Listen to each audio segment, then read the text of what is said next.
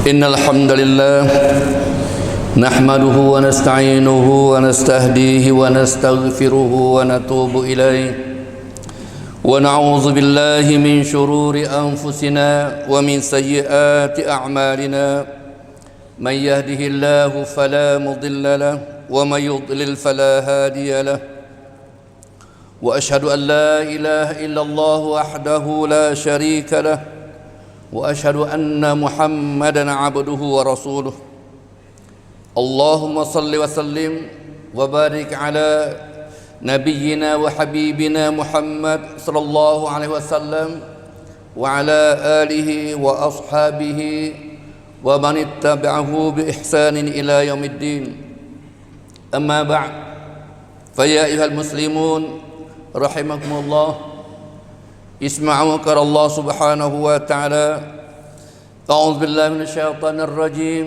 يا أيها الذين آمنوا اتقوا الله وكونوا مع الصادقين وقال تعالى يا أيها الذين آمنوا اتقوا الله حق تقاته ولا تموتن إلا وأنتم مسلمون. Hadirin sidang Jumat rahimakumullah. Alhamdulillah, di dalam perjalanan hidup kita untuk tahun 1444 sudah pun menjelang tiba di penghujung tahun, di pertengahan bulan Zulqa'dah. Sebulan lagi kita akan meninggalkan tahun hijrah 1444 dengan izin Allah Subhanahu wa taala. Di dalam perjalanan hidup manusia ni sudah barang tentulah dia mesti menempuh segala cubaan, ujian, dugaan daripada Allah Subhanahu wa taala. Tidak luput seseorang daripada kesusahan, keletihan, kepenatan, kesukaran dan sebagainya. Sebab itulah lumrah hidup. Thamachaatของชีวิต Pepatah Melayu kata hidup adalah perjuangan, hidup adalah perlawanan, ชีวิตคือการต่อสู้ Sebab Allah Subhanahu wa taala berfirman dalam suratul Balad, A'udzu billahi minasyaitonir rajim, laqad khalaqnal insana fi kabad. Demi sesungguhnya kami ciptakan manusia dalam keadaan kesusahan, keadaan letih, penat, lesu, lelah dan sebagainya. Artinya Allah Ta'ala buat manusia kena tarak semua. Sebagaimana Allah Subhanahu wa taala berfirman dalam suratul Insyirah, fa idza faragta fansab wa ila rabbika farghab. Apabila kamu selesai daripada melakukan suatu kebaikan dan kebajikan, fansab, kena letih pula. Letih dah letih pula, sam-sam sak-sak. Tidak henti-hentinya sapa nyawa kita, sapa di batang hukum. Itu baru kita boleh berhenti habis kerja kita. Itu tabiat manusia. Pepatah Melayu kata tidak ada bumi yang tak ditimpa hujan. Tak ada bumi mana yang tidak ditimpa hujan, semuanya ditimpa. Oleh itu ayat kata manusia ni tak lepas daripada ujian, cubaan Allah Subhanahu wa taala. Walaupun setiap manusia memperjuangkan hidupnya demi kebaikan dunianya, kebahagiaan, ketenangan, kedamaian dan kesejahteraannya, namun di sana adanya beberapa ujian daripada Allah Subhanahu wa taala. Kira mudah-mudah manusia ni susah belaka, letih belaka. Kita orang kampung, orang memotong, masya-Allah, belum subuh kena bangun pergi dah naik bukit.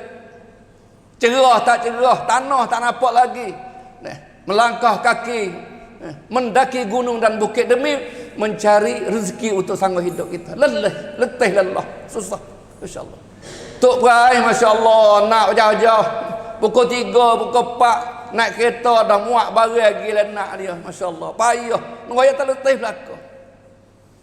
Orang belayar, orang cari orang nelayan, masya-Allah. Bertaruh nyawa panggil, pergi perawah laut, kapal ombak yang begitu kencang di tengah laut, nak cari sesuap nasi untuk anak pinak dia, nak cari sutong, nak cari ikan, bukan senang. Gelombang yang begitu besar menggunung demi mencari kehidupan hidup dia. Itu di antara perjuangan orang, masya-Allah. Baru-baru ni kita boleh pilih wakil rakyat, masya-Allah. Malam ni perasai, pagi esok perasai, tengah hari perasai. Letih tidur tak tidur malah jadi wakil rakyat. Jadi wakil rakyat susah pula dah nak form pada teban. Payah belaka, itu tabiat manusia. Orang main bola 45 minit. Berhenti sebentar 90 minit beradu tak nak beradu, hungar, lopak, kerja. Sebab nak menjaringkan gol dia, tu nak perjuangan. Hiduplah itulah. Cuma kita perjuangkan diri kita untuk siapa? Itu saja pertanyaan. Kalau kita ibarat manusia ni,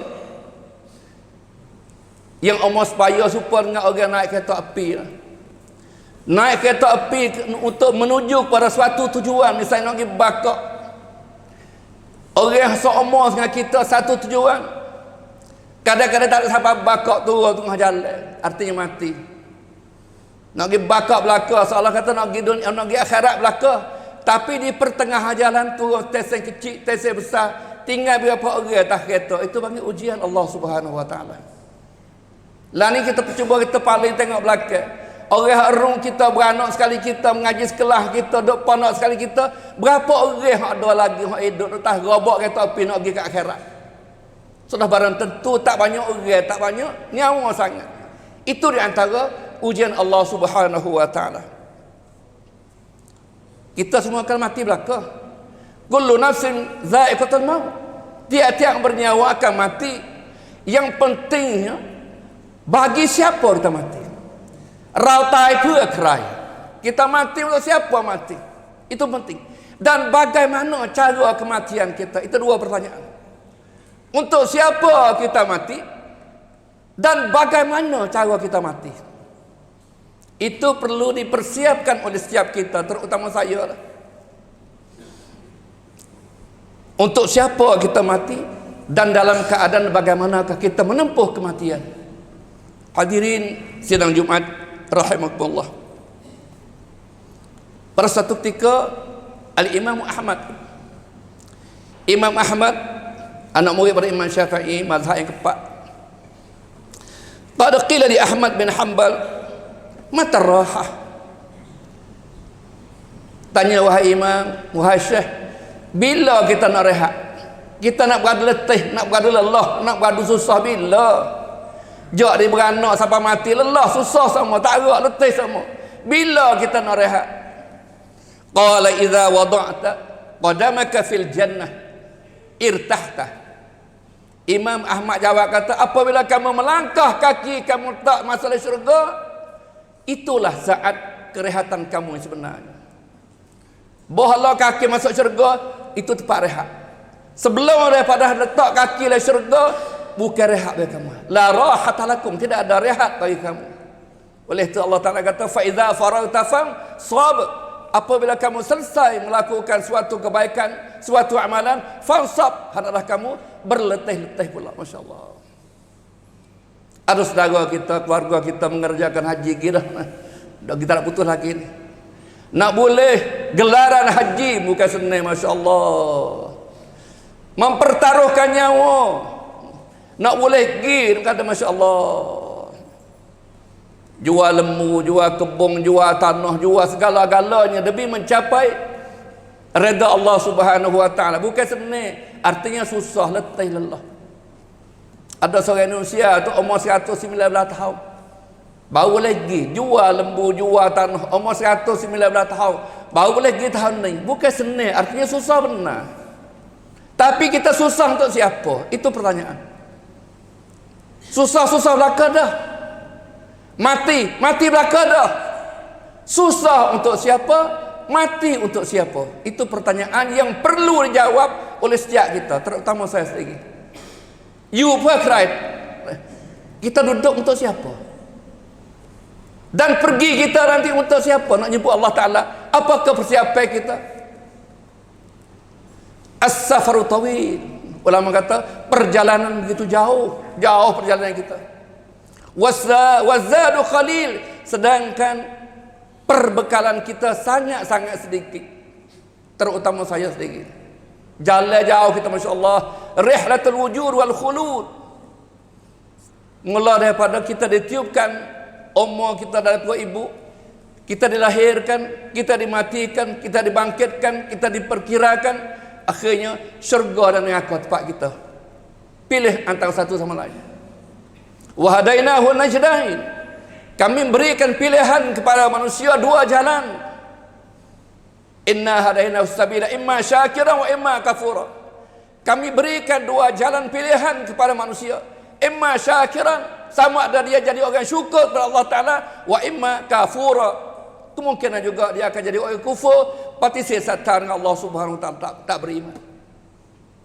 Hadirin sidang Jumat rahimakumullah.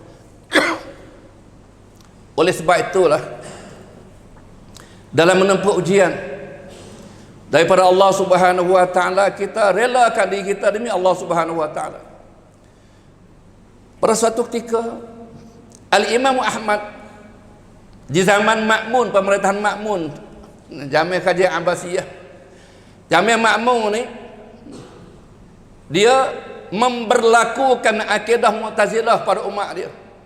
Kepada rakyat dia semua dipaksa untuk berakidah dengan akidah Mu'tazilah. Salah satu daripada akidah Mu'tazilah adalah Al-Quran adalah makhluk, bukan kalam Allah tapi makhluk. Akhirnya Imam Ahmad bertahan, tidak, Al-Quran kalam Allah qadim. Akhirnya dia ditangkap. Imam Ahmad ditangkap, dipukul, dibelenggu dengan rantai dan sebagainya.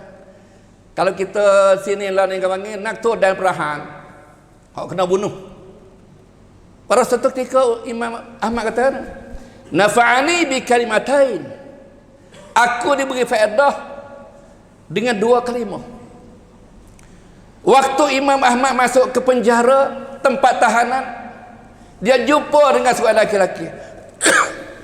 Dia kata, ya Ahmad, julita fi sunnah, kamu dijilid, digodeh, boilang, kena pukul ni kerana mu mempertahankan sunnah Nabi. Wa inni julitu fil khamri, tapi aku kena godeh juga, tapi buku kih apa? Kih minum agak. Kalau kamu dipukul kerana mempertahankan sunnah, tapi aku dipukul kerana hanya minum agak, fasbir, hendaklah kamu sabar. Masya Allah. Itu orang masuk penjara buku makan agak, mabuk, kena godeh agak, kena godeh belakang dia, kena boilang. Imam Ahmad Masya Allah, iaitu fasbir, hendaklah kamu sabar, fa innaka 'alal haq, kamu di atas kebenaran. Masya-Allah.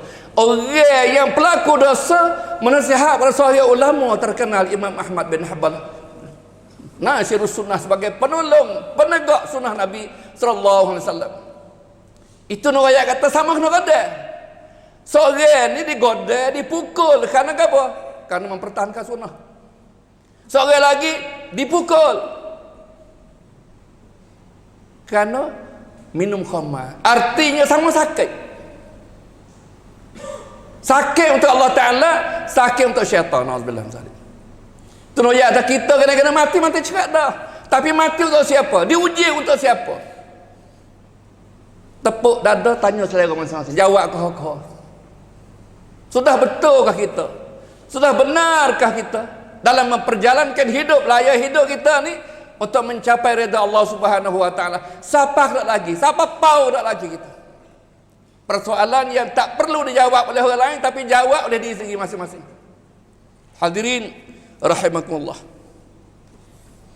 Sebab itu Imam Ahmad katakan, in takunu ta'lamuna fa innahum ya'lamuna kama ta'lamun wa tarjuna min Allah ma la yarjun.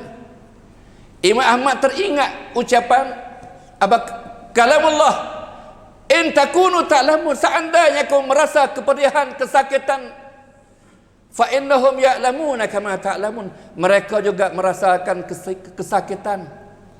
Kalau kita sakit, orang lain sakit juga. Orang kafir sakit.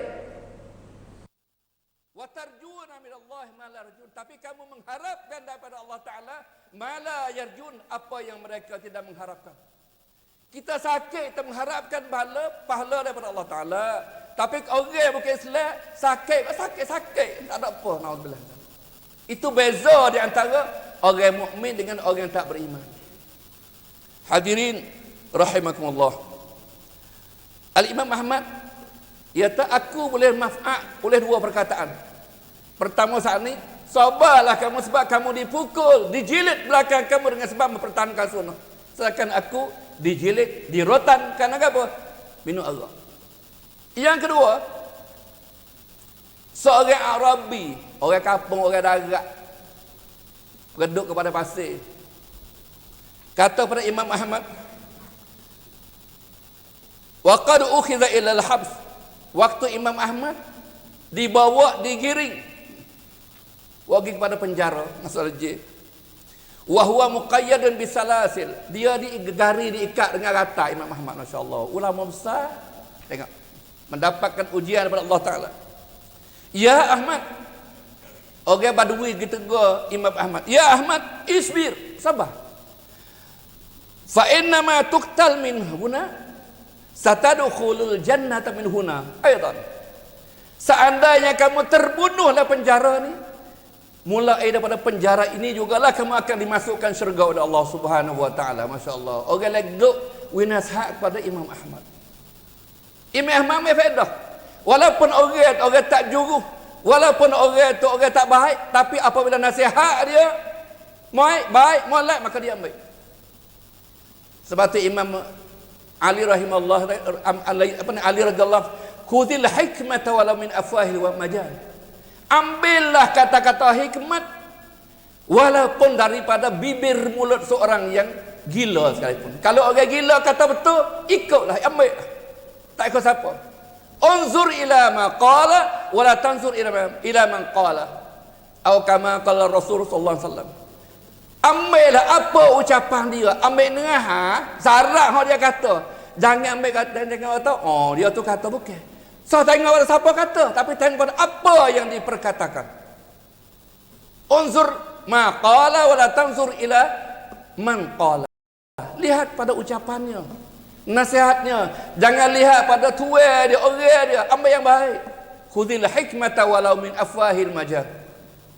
Hadirin sidang Jumaat yang dimuliakan, kalau satu ketika sudah barang tentulah lumrah hidup, kadang-kala kita senang dan kadang-kala kita susah.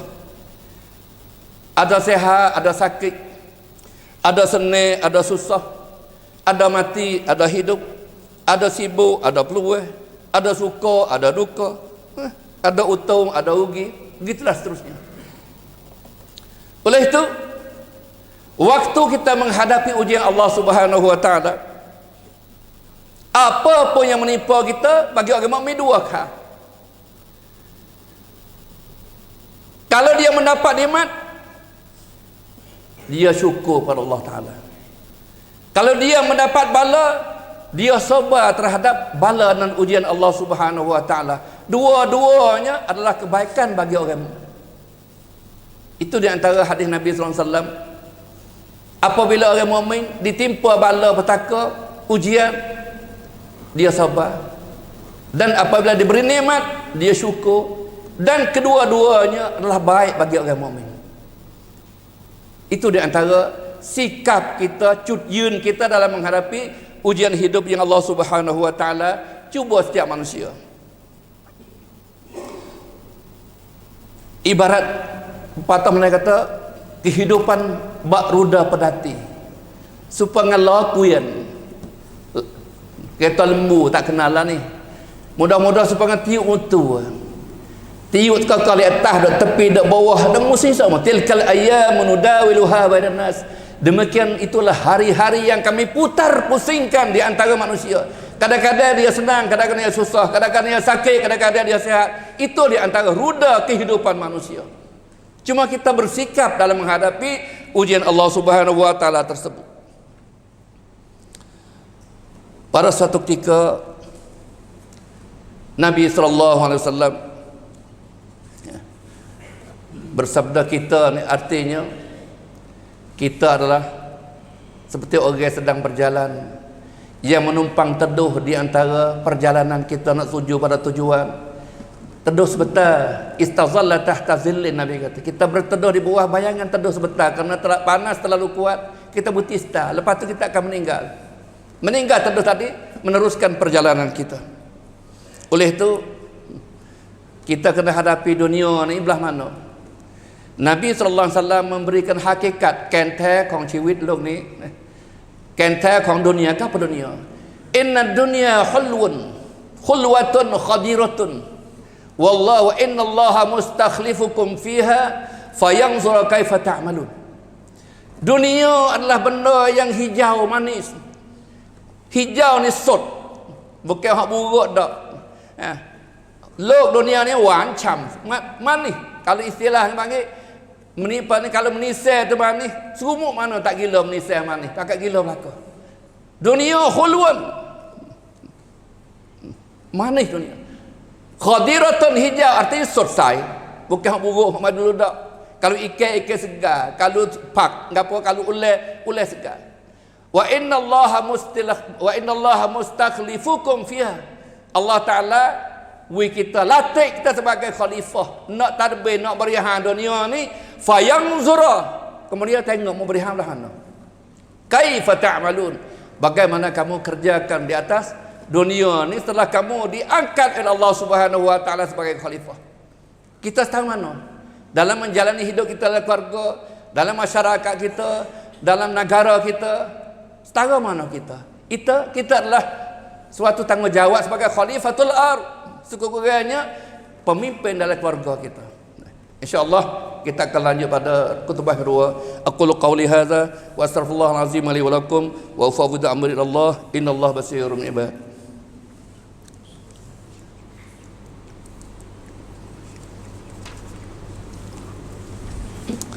Alhamdulillah rabbil alamin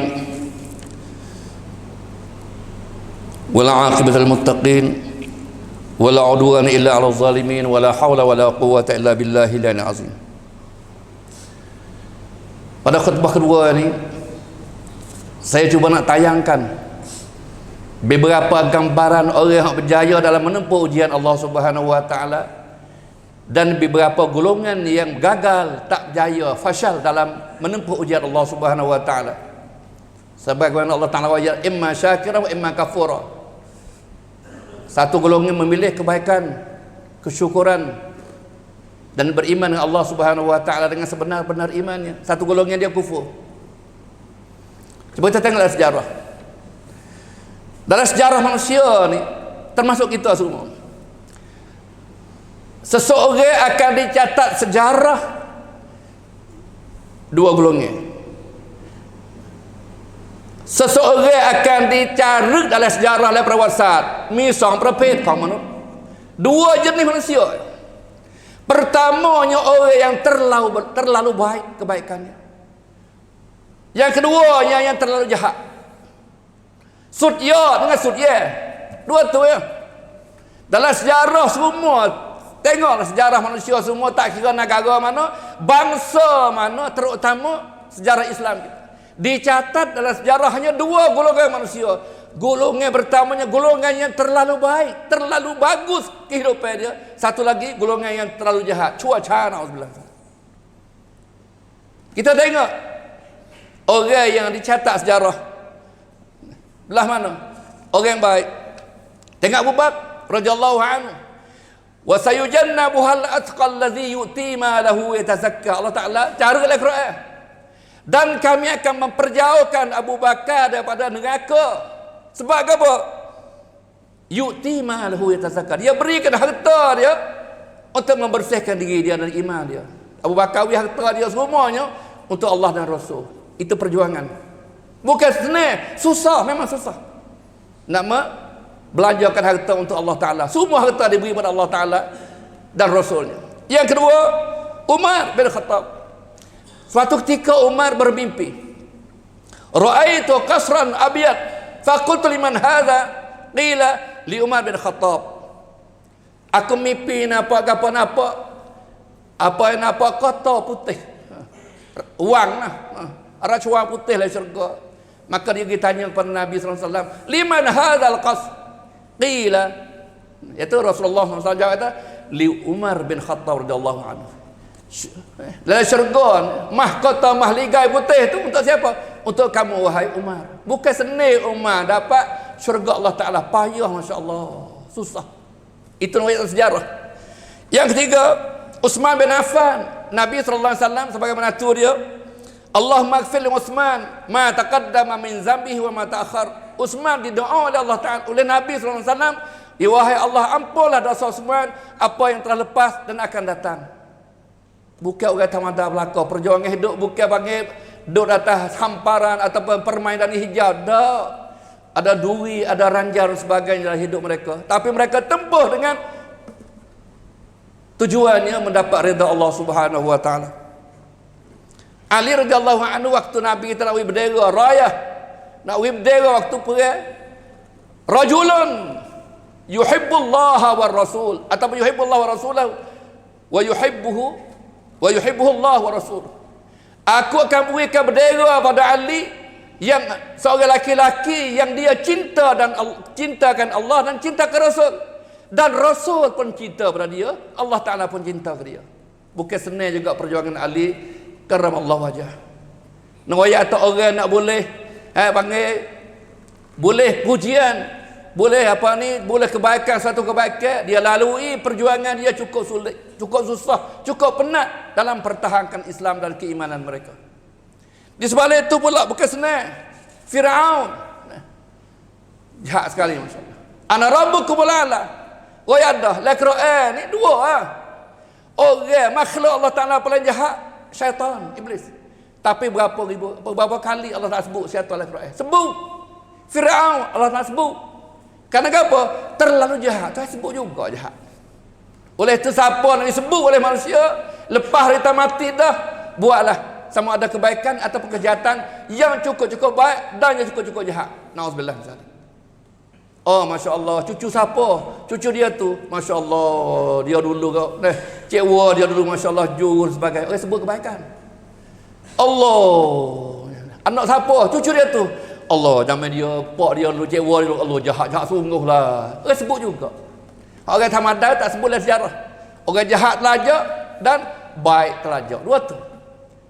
Haman, Qarun, Al-Walid bin Mughirah. Tuhan sebut. Sa'urhiquhu sa'uda. Allah Ta'ala akan seret naik ke bukit yang terbuk tinggi, bukit api di akhirat. Al-Walid, anak di Islam. Khalid bin Walid, pak dia kafir.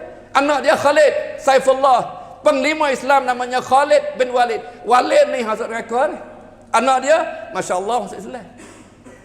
Itu masalah hidayah adalah urusan Allah Subhanahu wa taala. Sebab itu kita senantiasa ihdinas siratal mustaqim. Minta Allah Taala pimpin kita ke jalan yang lurus. Umayyah bin Khalaf pada satu ketika Uqbah bin Mu'ayyid ni dia buat makan ni, gica Nabi, buat walimah. Nabi kata, aku tak setimu, tak segi kepada jamuan hatta tu'mina. Kalau mau beriman, okey. Tak apa, aku nak pergi makan. Akhirnya wa nataqa bi syahadatai. Dia apa ni Uqbah mengucap asyhadu la ilaha illallah wa asyhadu anna rasulullah. Nabi kita apa panggil? Apa pergilah tempat dia panggil ni. Walimah buat makan. Bos sudah pak makan pak. Umayyah bin Khalaf ni waktu dia tak ada. Dia kata, apa mengajak Muhammad mari? Apa mengajak Muhammad? Aku tak jauh. Aku tak reda. La arda. Aku tak reda. Wa tarji ila dikal qadid. Mu kena murtad semula. Kalau mu tak murtad, aku tak reda, aku tak saya di sana, putus saya. Bahmu kena hatta tasbaqa fi wajh. Mu kena geludah tak muka Muhammad. Kalau mu tak ludah tak muka Muhammad, tak muka tekak dia, wa tadrib unuqah. Muka dap, tak apa tak tekak. Kalau mu buat, kita sambung, saing kita. Kalau mu tak buat, aku putus. Akhirnya apa nak Uqbah ni makan paung kan, wallahu alam, Tuhan tak hidayah dia. Akhirnya dia murtad. Dan dia geludah sungguh tak muka Nabi kita Muhammad sallallahu alaihi wasallam. Dan ketapa tekak Nabi sallallahu alaihi wasallam. Itu akhirnya Umayyah bin Khalaf, Allah Taala turun ayat dia, wailul likulli humazatil lumazah. Ayat yang diturunkan Allah Taala sebagai ancaman kepada Umayyah bin Khalaf. Itu di antara perjalanan sejarah manusia, dua kelompok manusia yang beriman dan kufur. Yang ikut Allah Ta'ala, satu lagi ikut hawa nafsu. Mudah-mudahan banyak lagi lah di antaranya kisah-kisah yang memberikan ibrah pengajaran kepada kita Mudah-mudahan dengan segala ringkas sejarah yang saya ungkapkan, mudah-mudahan dapat memberikan faedah terutama diri saya sendiri dan kepada ikhwah sidang Jumat yang dimuliakan Allah Subhanahu wa taala. Inna Allah wa malaikatahu yusalluna 'alan nabi ya ayyuhalladzina amanu sallu 'alaihi wa sallimu taslima. Allahumma ighfir lil muslimina wal muslimat wal mu'minina wal mu'minat al ahya'i minhum wal amwat innaka samii'un qaribun mujibud da'wat wa qadiyal hajat. ربنا ظلمنا أنفسنا وإن لم تغفر لنا وترحمنا لنكونن من الخاسرين.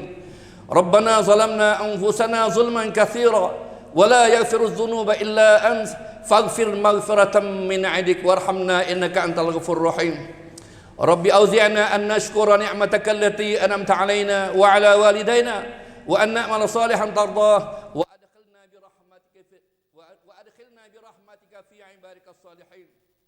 ربنا آتنا في الدنيا حسنة وفي الآخرة حسنة وقنا عذاب النار. عباد الله إن الله يأمر بالعدل والإحسان وإيتاء ذي القربى وينهى عن الفحشاء والمنكر والبغي يعظكم لعلكم تذكرون. فاذكروا الله العظيم يذكركم واشكروه على نعمه يزدكم واسألوه من فضله يعطكم ولذكر الله أكبر والله يعلم ما تصنعون. أقيموا الصلاة.